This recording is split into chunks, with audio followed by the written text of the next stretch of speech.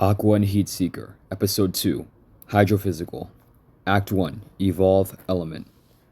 Within the last hour, what police and CSI believe to be a house robbery happened in Novi, Michigan.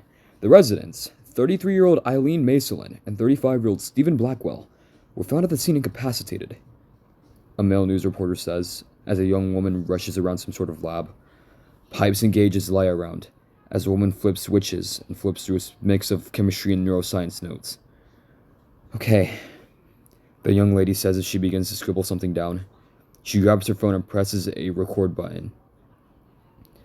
Aqua Journal entry number 21. Tonight's finally the night.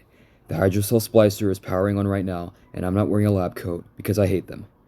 Annika Redfield says into her audio journal. Luckily, Dad left his notes in his lap the day he died, and speaking of death, a watery one will be my fate if this whole experiment fails, so that's good to keep in mind.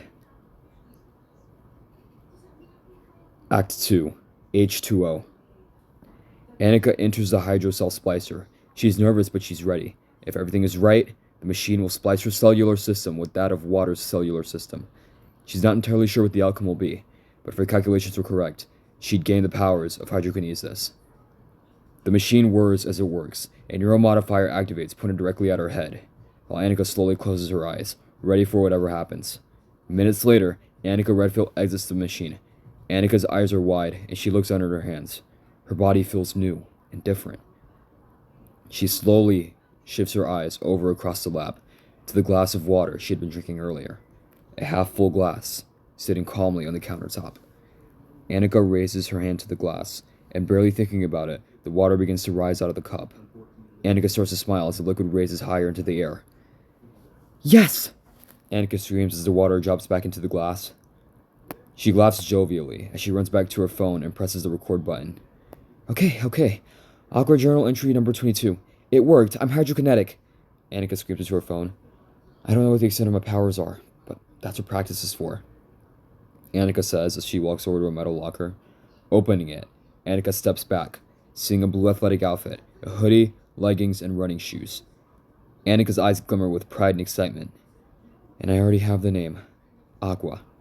Annika says. Annika suits up. Seeing her blue training outfit in the mirror makes her smile. It worked, Dad, Annika says before shutting the lab down and exiting the building. Almost on cue, a loud explosion-like noise is heard. Annika's eyes widen as she takes a running start before attempting to shoot herself forward with the water beams from her hands. Her powers seemingly don't work. She quickly thinks back to her nose, remembering that she cannot create water, but simply use the water around her. Okay, leg day then, Annika says, following the noise. A few blocks down, a car fire is blazing. No idea. They hit a fire hydrant and flipped over. The car flipped over. It's smoking, a passerby says on the phone with 911 as Annika sees the car. The hydrant spews out water into the street, but not far enough to kill the flames, and Aqua takes that matter into her own hands. Aqua slowly backs up, away from the crowd that had formed. Staring hard at the hydrant, she concentrates and juts her hands out, causing the massive water puddle on the ground to regain form in the air. Everyone looks confused and astonished as they see the water seemingly move on its own. Annika maintains her focus and pushes the large orb of water onto the burning car, killing the flames that had grown from the smoke. She watches someone run over to the car and tear open the door before pulling out the unconscious driver. However, what she doesn't realize is that the driver's eyes had begun to open and caught a glimpse of the hero as she departed the scene.